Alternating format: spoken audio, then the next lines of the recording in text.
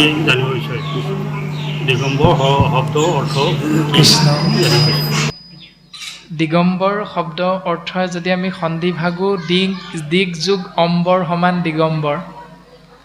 ভগৱন্তৰ অন্য এটা নাম হ'ল পীতাম্বৰ।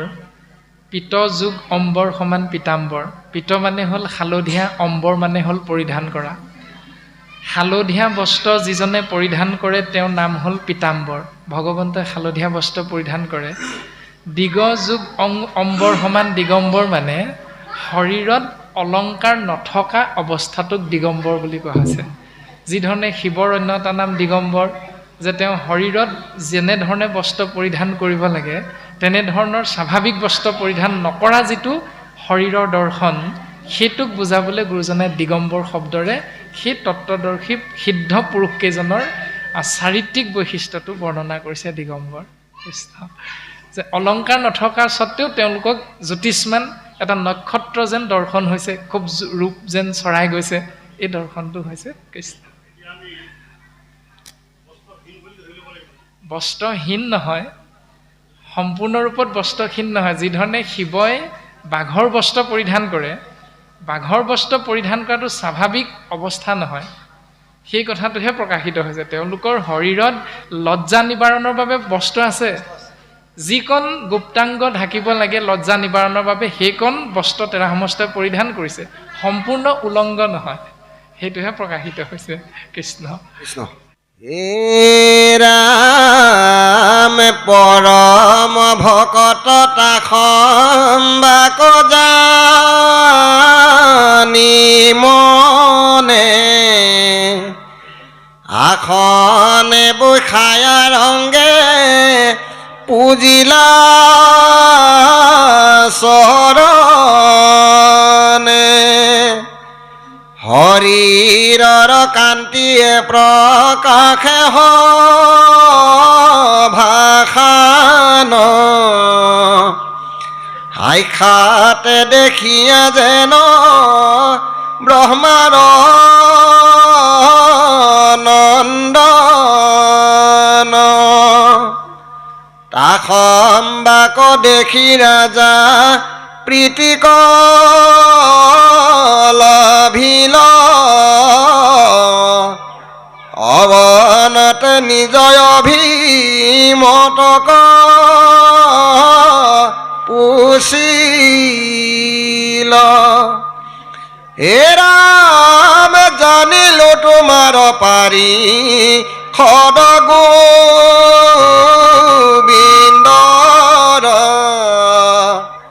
প্ৰবৃত কৰিয়া ফুৰা লোকনিৰন্তৰ ভৈলো কীতাৰ্থ পদ ৰেণু পায়ামি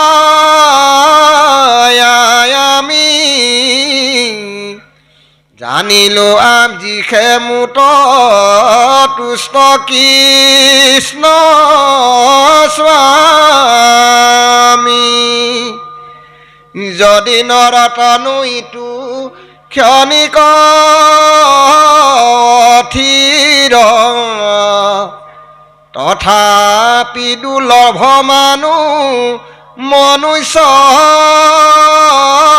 হৰিৰ তাহাতো দুৰ্লভ মানু ভকতৰ সংগ লভিলো দুৰ্লভ লাভ কিনো ভৈল ৰংগ ৰাম হবাৰু পাৱত পৰি পুছু প্ৰণিপাতে কোন আত্যন্তিক সুখ কহিও মাতে। মাধৱ কৃষ্ণ। কৃষ্ণ ৰাম কৃষ্ণ ৰাম। পৰম ভকত তাখম্বাক জানি মনে আসনে বৈখায়া ৰংগে পুছিলা চৰণে। তেওঁলোকক পৰম ভকত হেন জ্ঞান কৰি জানিব পাৰি হৃদয়েৰে গ্ৰহণ কৰি তেৰা সমস্তৰ বাবে আসনৰ ব্যৱস্থা কৰিলে আৰু আনন্দিত মনেৰে চৰণত সেৱা নিবেদন কৰিছে। আৰু সেৱাভাগ হ'ল যে জানিলো তোমৰা পাৰিষদ গোবিন্দৰ পবিত্ৰ কৰিয়া ফুৰা লোক নিৰন্তৰ। আমি বুজি পাইছোঁ যে সেই সিদ্ধসকল তোমালোক হ'লা প্ৰত্যেকজনাই গোবিন্দ মহাপ্ৰভু কৃষ্ণ গোসাঁইৰ একান্ত সেৱক। তোমালোকৰ উপস্থিতি যি স্থানত হয় সেই স্থানত সমস্ত প্ৰাণীৰ এক কণিকা মংগল হয়। জৈত থাকে মূৰ ভক্ত উদাৰ চৰিত্ৰ, কীট পতংগকো কৰয় তেখনে পবিত্ৰ। গতিকে আমি তোমালোকৰ চৰণত সেৱাভাগ নিবেদন কৰা হৈছে। ভৈলোহু কৃতাৰ্থ পদ ৰেণু পায়া আমি। আমাৰ সৌভাগ্য যে আমি গৃহতে থাকিয়া তোমালোকৰ চৰণ দৰ্শন পালোঁ, পদৰ ধূলা পালোঁ আৰু বুজি পাইছোঁ, জানিলোঁ আজিহে তুষ্ট ভৈলা কৃষ্ণস্বামী। আজি আমি সুন্দৰকৈ বুজি পাইছোঁ যে আজি আমাৰ শিৰত কৃষ্ণস্তু ভগৱন্তৰ পূৰ্ণ কৃপা বৰ্ষণ হৈছে। যদি নৰতনু ইটো ক্ষণিক অথিৰ যদ্যপি দুৰ্লভ মানুহ মনুষ্য শৰীৰ। যদিও এই মনুষ্য শৰীৰটো আমি আত্মাতত্ত্বই লাভ কৰিছোঁ, কিন্তু এই মনুষ্য শৰীৰটো খন্তেকীয়া, সকলোৱে জানো। খন্তেকীয়া যদিও কিন্তু এই মনুষ্য শৰীৰটোক পাবৰ বাবে অতিকৈ দুৰ্লভ। কাৰণ শুনিওক সভাসদ কৃষ্ণৰ চৰিত্ৰ, আত পৰে আন পুণ্য নাহিকে কলিত। লভি আছা জন্ম যিটো ব্ৰহ্মাৰো বাঞ্ছিত, জানি যত্নে কৰা পাণ কৃষ্ণ কথামৃত। যে মনুষ্য জন্মটো পাবৰ বাবে সৃষ্টিকৰ প্ৰজাপতি ব্ৰহ্মায়ো ইচ্ছা কৰিছিল, কিন্তু তেওঁ মনুষ্য জন্ম লাভ কৰিব নোৱাৰিলে। সেইকাৰণে মনুষ্য জন্মটো কিমান দুৰ্লভ এই কথাটো গুৰুজন বস্তুৱে নিমি ৰজাৰ পদ্ম মুখখনতে আমাৰ প্ৰতি উপদেশ প্ৰদান কৰিছে যে তোমালোকো মনুষ্য, গতিকে কম ভাগ্যৱন্ত নহয় তোমালোক।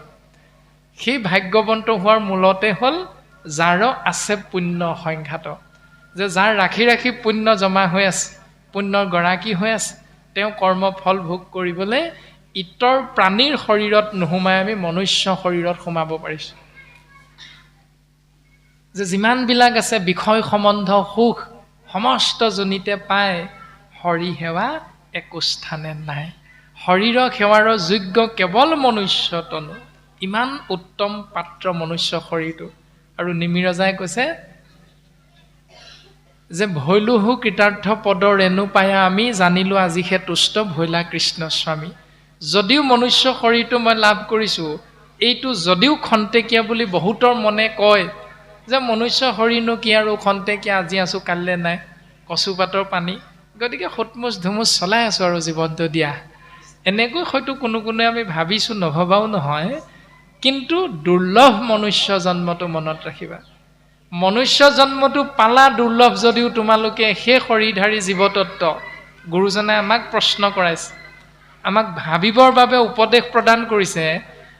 তাহাঁতো দুৰ্লভ মানুহ ভকতৰ সংগ। মনত ৰাখিবা, মনুষ্যৰ শৰীৰটো কত জন্ম পুণ্যৰ ভাগ্যৰ বলত পাইছোঁ, কিন্তু সেই ভাগ্য তোমাৰ অসাৰ হৈ যাব পাৰে, মূল্যহীন হৈ যাব পাৰে, যদিহে তুমি মনুষ্য শৰীৰটো পাই ভকতৰ সংগ আশ্ৰয় কৰা নাই। তাৰমানে মনুষ্য শৰীৰটো পালেও সৌভাগ্যৱন্ত নহয় যদিহে ভকতৰ সংগ আশ্ৰয় কৰা নাই। লভিলো দুৰ্লভ লাভ কিনো ভৈল ৰংগ। মোৰ ইমান মহান ভাগ্য হৈ গ'ল, মনুষ্য শৰীৰ পালোঁ, আকৌ তোমালোকৰ নিচিনা পৰম বৈষ্ণৱ ভকতৰ সংগ পাই গ'লোঁ, গতিকে মোৰ প্ৰতি মোৰ শিৰত আজি কৃষ্ণস্তু ভগৱন্তৰ পৰম কৃপা বৰ্ষণ হৈছে। গতিকে ধন্যবাদটো ভগৱন্তক দিছে। তাক জানি বাক যদি যোগ্য হওঁ আমি, সেই সিদ্ধসকল আমি যি দুভাগ প্ৰশ্ন সোধা হৈছে আত্যান্তিক সুখ আৰু ৰহস্য ধৰ্ম, এই দুই ভাগ যদি প্ৰশ্নৰ উত্তৰ জানিবৰ আমি পাত্ৰ বুলি তোমালোকে ভাবিছা, তেতিয়াহ'লে তোমালোকে উত্তৰ দিবলৈ কৃপণালী নকৰিবা। আৰু আমি আৰু কেইভাগিমান প্ৰশ্ন আগবঢ়াই দিম যদিহে উত্তম পাত্ৰ বুলি ভাবিছে। এই বুলি এজন ৰজাৰ স্বভাৱটো গুৰুজনাই দৰ্শন কৰাইছে।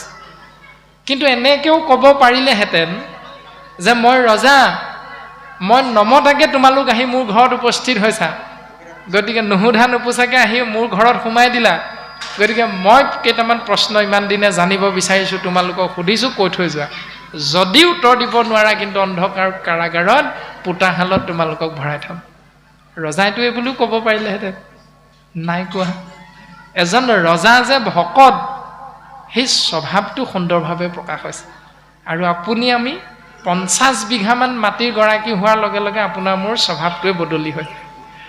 আপুনি মই কোনোবা এখন প্ৰাথমিকৰ এটা দায়িত্ব পোৱাৰ লগে লগে আপোনাৰ মোৰ স্বভাৱত খোজত তাৰ পৰিৱৰ্তন হৈ যায়। কিন্তু এজন সাগৰা পৃথিৱীৰ গৰাকী হৈও, মিথিলা ৰাজ্যৰ ৰজা হৈও নিমিৰ কিন্তু স্বভাৱটো এজন ভকতৰ স্বভাৱ দৰ্শন হৈছে। গতিকে আমাৰ স্বভাৱটো কেনেকুৱা হ'ব লাগিব, সেইখিনি আমি নিমি ৰজাৰ আচৰণৰ দ্বাৰা নিজক সজাবলৈ চেষ্টা কৰিব লাগে। আৰু এনেধৰণে নিমি ৰজাই সেৱা নিবেদন কৰিছে যে যদি আমাক পাত্ৰ, উত্তম পাত্ৰ বুলি ভাবিছা, তেতিয়াহ'লে আমি আৰু কেইভাগিমান প্ৰশ্ন তোমালোকৰ চৰণত আগবঢ়াব বিচৰা হৈছে। কৃষ্ণ। এৰা কোন ভাগৱত ধৰ্ম ভক্তি বুলি কাক, কোন মায়া কোন বাউ পায় তৰিতাক,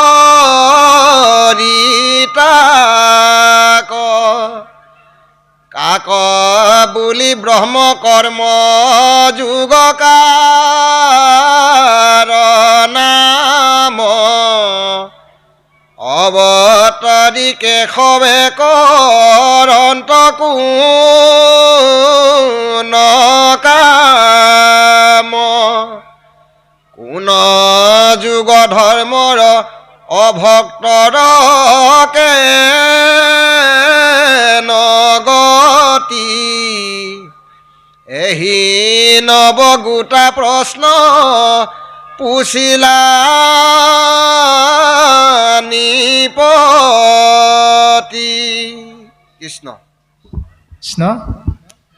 এনেধৰণে নভাগী প্ৰশ্ন আগবঢ়াই দিছে। এহি নৱগোটা প্ৰশ্ন পুছিলা নৃপতি। আমাৰ কৃষ্ণকান্ত বাপজনাই সুন্দৰভাৱে পাঠ আগবঢ়াইছে যে সেই সিদ্ধসকল তোমালোকৰ চৰণত আমি আৰু কেইভাগিমান প্ৰশ্ন আগবঢ়াব বিচৰা হৈছে। সেই প্ৰশ্ন কেইভাগি হ'ল যে ভাগৱত ধৰ্ম ভক্তি কাক বোলে, ভাগৱত ধৰ্ম ভক্তি কাক বোলে। তাৰ পাছত প্ৰকাশ কৰা হৈছে যে মায়া কাক বোলে, মায়াৰ পৰা পৰিত্ৰাণ পোৱাৰ উপায়টো কি। তাৰ পাছত প্ৰকাশিত হৈছে ব্ৰহ্ম কাক বোলে আৰু কৰ্ম যোগ কাৰ নাম। তাৰ পাছত অৱতৰি কেশৱে কৰন্ত কোন কাম, যে এই ধৰাধামত ভগৱন্ত পুৰুষে হেনো 24 বাৰ অৱতাৰ ধাৰণ কৰিছে, কিন্তু প্ৰশ্নটো হ'ল তেওঁ অৱতাৰ কিয় ধাৰণ কৰে, আৰু সেই ধাৰণ কৰা সময়খিনিত, অৱতাৰ গ্ৰহণ কৰা সময়খিনিত তেওঁনো এনে কি কাম কৰে যিটো কৰ্মত আচৰণ কৰিবৰ বাবে গুৰুজন বস্তুৱে বা ভগৱন্ত পুৰুষে আমি জীৱতত্বকো উপদেশ দিছে, আৰু যিখিনিকে গুৰুজন বস্তুৱে ভাগৱতৰ মূল সাৰ বস্তু হিচাপে আমাৰ আগত প্ৰচাৰ কৰিছে, প্ৰকাশ কৰিছে। যাক জানিলে জীৱ জগতৰ মংগল সাধন হয়, যে শৰণ ভজন ভক্তি আৰু সদাচাৰ, যাক জানি নৰ নাৰী তৰুক সংসাৰ। শৰণ কি, ভজন কি, ভক্তি কি, সদাচাৰ কি, যাক জনা মাত্ৰকে জীৱতত্বৰ পৰম মংগল সাধন হয়। অৱতৰি কেশৱে কৰন্ত কোন কাম, তেওঁনো কি কাম কৰে, কিয় কৰে, তাকনো আমি শুনিলে কি লাভ হ'ব, জানিলেনো কি লাভ হ'ব, ইয়াৰ বিষয়বস্তু জ্ঞান মোক দিব লাগে। তাৰপাছত কোন যুগ ধৰ্ম অভক্তৰ কোন গতি। যুগ মানে সময়, সময়ৰ লগে লগে কৰ্মক ধৰ্ম বুলি কেনেকৈ আমি চিনি পাম, কোনবিলাক কৰ্মনো প্ৰকৃততে ধৰ্ম, সময়ে আমাক চিনাকি দিছে, শিকাই দিছে, ইয়াৰ বিষয়ে মোক জ্ঞান দিয়া। ভক্তৰ বাৰু গতি হ'ব বুজি পালোঁ, কিন্তু অভক্তসকলৰ যে গতি হ'ব, সেই গতিটোৰ নাম কি, বা কেনেকুৱানো গতি লাভ হ'ব তেওঁলোকৰ। এহি নৱ গোটা প্ৰশ্ন পুছিলা নৃপতি। এনেধৰণে এই নভাগী প্ৰশ্নকে নিমিৰজাই 9জন পৰম সিদ্ধৰ চৰণত সেৱা নিবেদন কৰিছে। আৰু এই নভাগী প্ৰশ্নৰ আগবঢ়াবলৈ যোৱা এই সময়খিনিৰ ভিতৰত আমি মহামূৰ্হমতী প্ৰাণজিত নামৰ এই ক্ষীণমিন শৰীৰটো আপোনাসৱৰ দাসৰো দাস কিংকৰৰো কিংকৰ মহা অকিঞ্চনৰ কায় বাক্য মন অসমম ভাৱে যি অপৰাধ ৰৈ গৈছে সমস্ত অপৰাধ ভঞ্জন কৰি আপোনাসৱ মহামহন্তৰ দুখানি অভয় চৰণত এক কণিকা ঠাই দি আমাক কৃপা বৰ্ষণ কৰিব। সবাৰো শ্ৰীচৰণত পুনশ্চ মান্য অনুসাৰে ভক্তি সেৱাভাগী নিবেদন কৰি আমি আসনভাগী আমাৰ বৰা বাপৰ বাবে আমি আগবঢ়াই দিওঁ। ও হৰি ও ৰাম কৃষ্ণ। হে ৰাম নাৰদ বদতি শুনা বসুদেৱ বহন্ত এহি মতে নিমিজেবে প্ৰশ্ন কৰিলন্ত শুনি সিদ্ধ হবে মহা প্ৰীতিক লভিলা ৰীতি জহদস্য নিপতিক প্ৰশংসিলা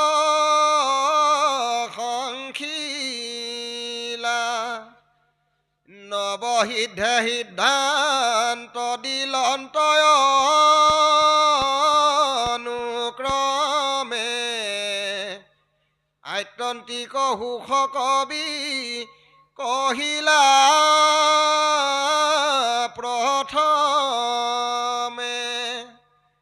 প্ৰথমতে কবি সিদ্ধে দিলন্ত উত্তৰ শুনা মহাৰাজ কহু কথা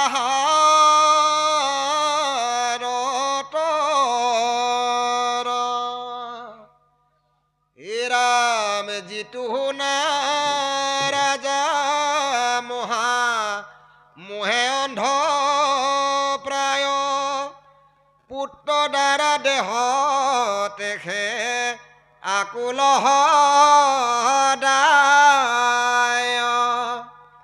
সিহবৰ একো কালে নুগুচয় ভয় যাৱে কৃষ্ণ পদাম বুজে সেৱা নকৰ হে ৰাম কৃষ্ণ পদ সেৱা তেখে হৰে ভৱ দুখ